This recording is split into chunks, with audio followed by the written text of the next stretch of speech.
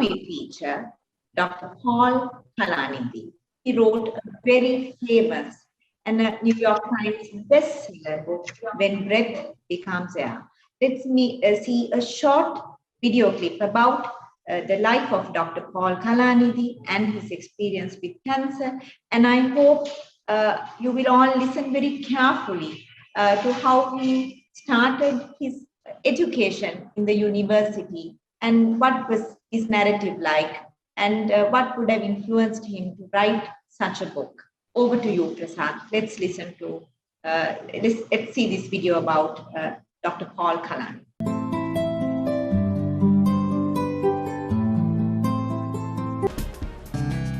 Paul Kalnithi was the modern definition of a Renaissance man. He majored in English and biology at Stanford and went on to earn master's degrees in both English literature and philosophy before heading to Yale. We met as first-year medical students, and at first I thought he was like this boring guy who wanted to be a doctor, and he was really serious. And then I realized that on his medical school ID, he was wearing a fake mustache, and so that was when I first had a crush on him. Paul continued his medical career, becoming a neurosurgeon at Stanford, where his wife Lucy is an internist. Their lives and careers were soaring, but at 36, Paul got some devastating news. Although he never smoked, he was diagnosed with lung cancer, stage 4. We had seen that bad things can happen. When you're a doctor, you see that day in and day out. And we sort of had this feeling of, oh my gosh, it's our turn now. How did cancer change your relationship? After he got diagnosed, I said, what do you need from me? Do you want to travel with your brothers? Do you want me to help you accomplish something that doesn't include me? And for him to essentially say, no, I want to be with you in our house. I want to go back to our honeymoon destination. I want to spend my whole life with you, when we knew it might mean a year or two, was so romantic and amazing. Paul wanted to chronicle his final days in a memoir called When Breath Becomes Air, now a New York Times bestseller. But that wasn't the only legacy he would leave behind. He and Lucy decided to have a baby. I asked him, don't you think that having a child to say goodbye to will make your death more painful? And his answer really astounded me. He said, well, wouldn't it be great if it did? And what he meant by that was, if a child brings us such a degree of meaning that it becomes even more painful to leave, better to have experienced that meaning and that level of love. Yeah. And then when she was born, we were so thrilled. And his book title is When Breath Becomes Air. And I kind of look back and I think for her, that was the moment when air became breath. There is perhaps only one thing to say to this infant who is all future, overlapping briefly with me, whose life, barring the improbable, is all but past. That message is simple. You filled a dying man's days with a sated joy, a joy unknown to me in all my prior years, a joy that does not hunger for more and more, but rests satisfied in this time, right now. That is an enormous thing.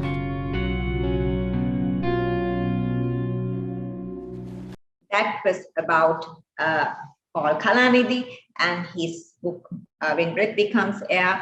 Now I invite Professor Dinithi Fernando to share your thoughts on this book. As you know, Professor Dinithi Fernando has given a talk on this book, I think to celebrate one of the birthdays of the Department of Medical Humanities a few years ago.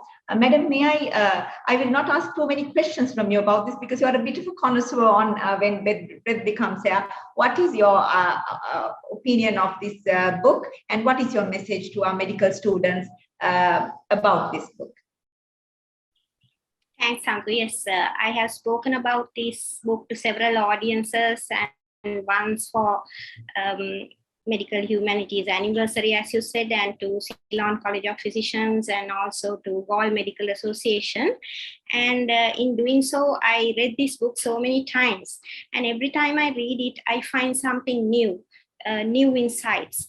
When I read this book for the first time, somebody who is very close to me had been diagnosed with cancer, my auntie who was living with me for a long time. And that is the time that I got this book and I started reading this. And it became like my Bible, my prayer book, because like if there's one question that Paul Kalnithi is trying to answer in this book is, what makes life worth living in the face of death?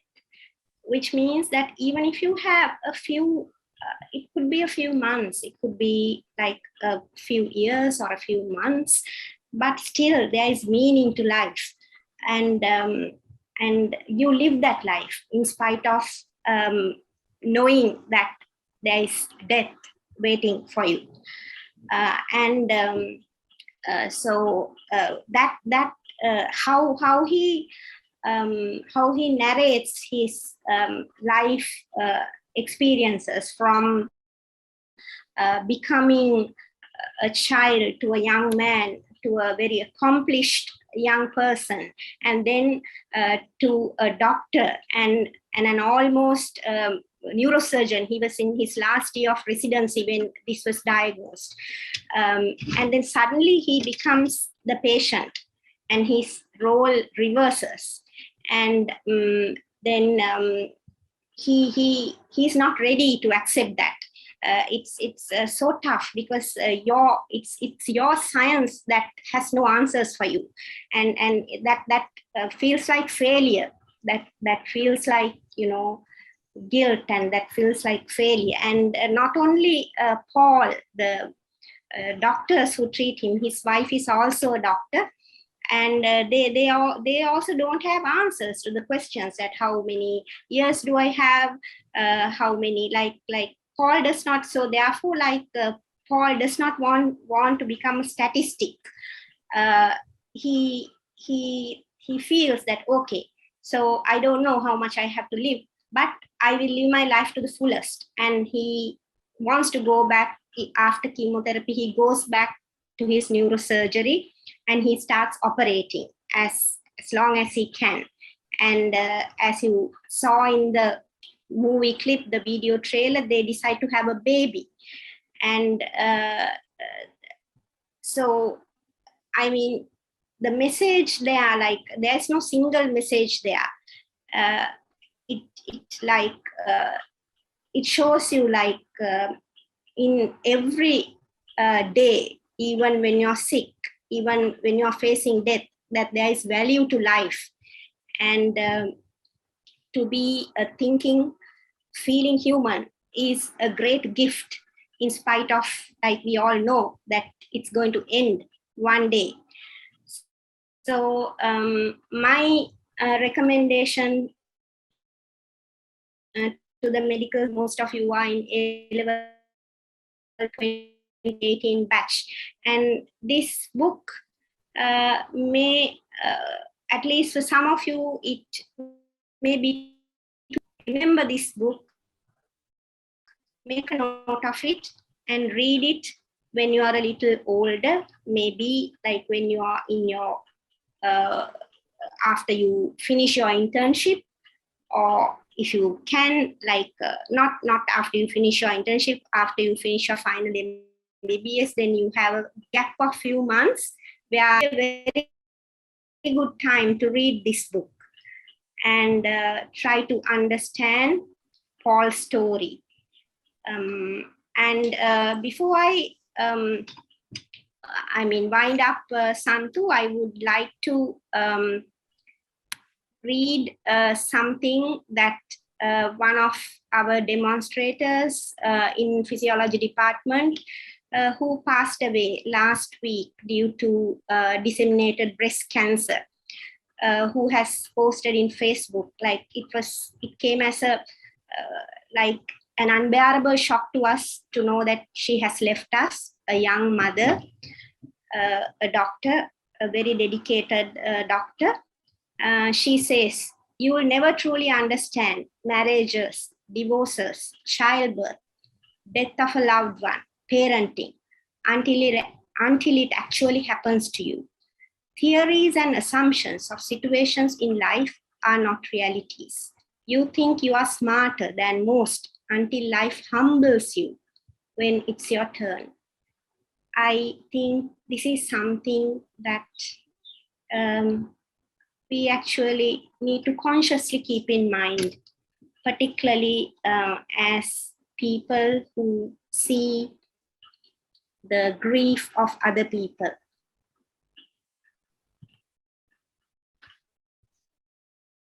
Thank you, Madam. Were you going to read something more? Yeah, actually was connected to the previous. Madam. We have time.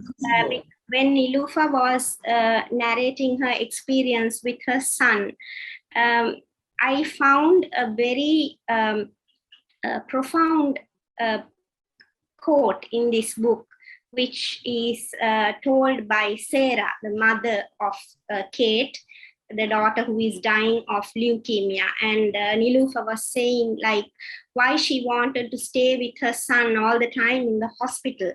And this quote resonates very well with that need of a mother to be with your child for the fear of losing that child at any moment.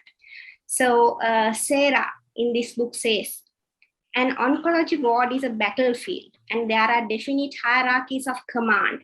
The patients, they are the ones doing the tour of duty. The doctors breeze in and out like conquering heroes, but they need to read your child's chart to remember where they've left off from the previous visit.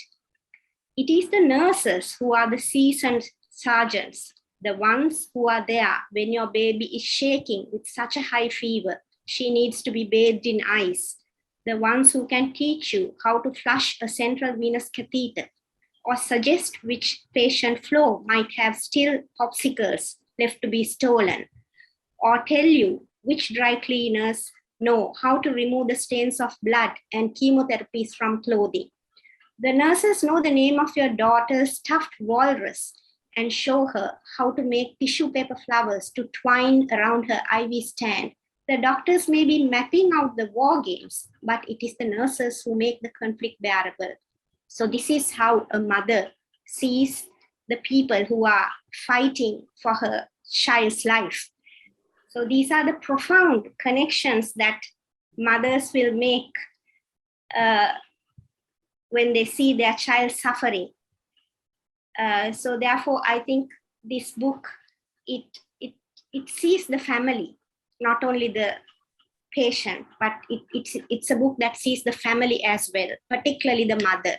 And I won't be quick to judge Sarah, although like in this book, she's seen as a very aggressive person who wants like everything to go her way. I won't be quick to judge Sarah as the mother of Kate. Yes, madam. Actually, one of the reasons, if I may add, one of the reasons we featured Everything I Do It For You. It's a timeless love song, actually written to a lover.